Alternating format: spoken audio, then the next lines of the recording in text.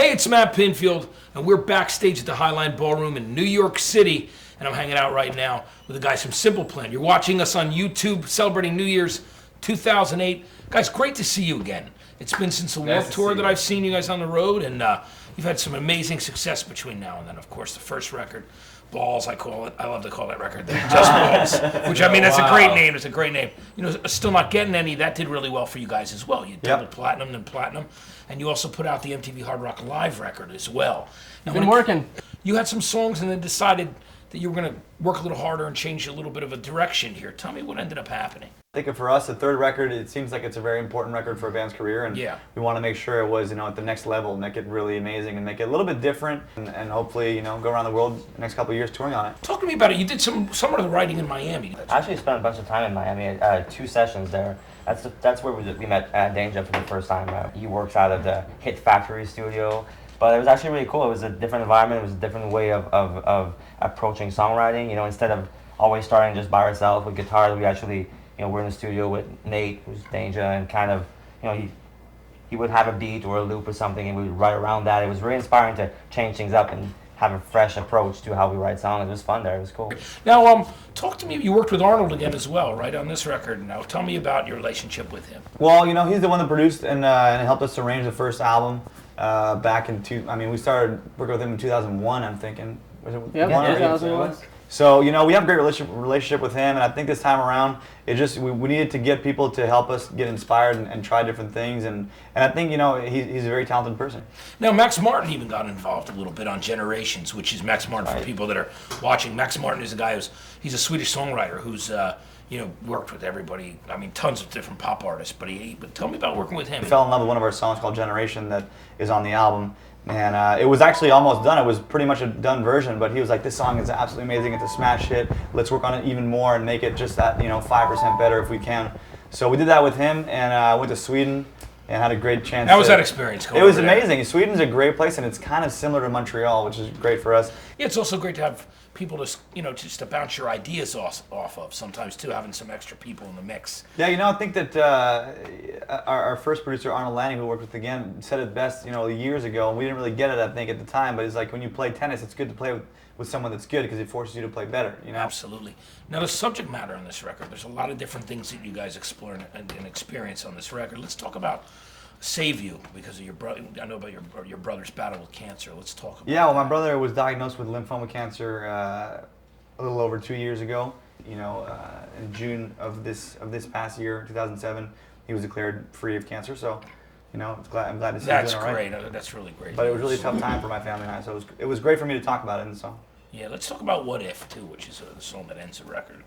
Tell me a bit about that. Yeah, What If is actually a song that was, it's kind of about, wanting to do something great with your life and having to deal with those pressures that you'll have, or those obstacles you have to go overcome to do that thing. And it was funny because we got inspired by a character from the show Heroes. Heroes, a great show. Peter Petrelli. Peter Petrelli. It was kind of the person that we use as an image to think about the lyrics. The struggle of trying to do something good, but also admitting that you can make mistakes and that some people might blame you for whatever, or might not understand what you're trying to do, or what you're trying to accomplish, and that was kind of the idea behind the lyrics. Let's talk about Generations and that track lyrically.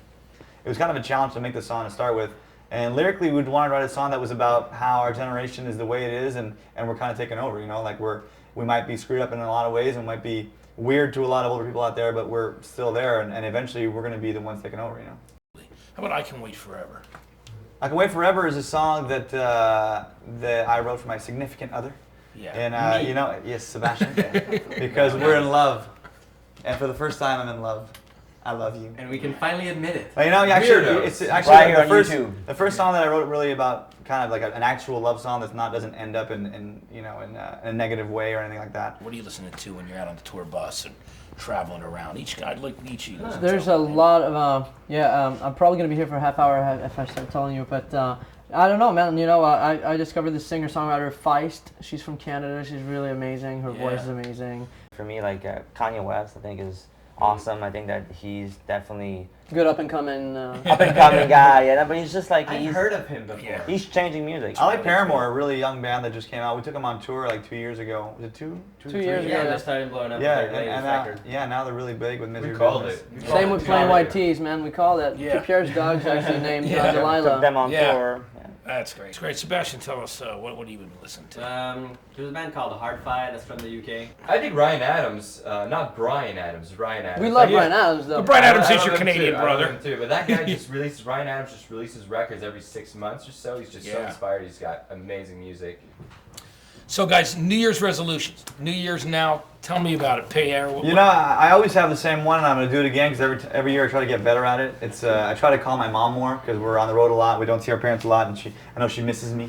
So I try to call her more every year. Yeah, absolutely. Sebastian. Called Pierre's mom more as well. That's what I wanted to do. Chuck, are you gonna call his mom as well? I think we should have like a group resolution is to play more shows. Yeah. Because the last year we've done like I don't know, just we've been making this record, so we only played like I don't know, like 5 or 6 shows overall, maybe 10 shows this year. So that's embarrassing. We have to Let's start play more, touring yeah. and traveling and going everywhere around the world and touring and playing some big shows and looking forward to that. So that's my resolution for Well, you must be 2008. excited. I would love to spend as much time as I can with my friends and snowboard and golf.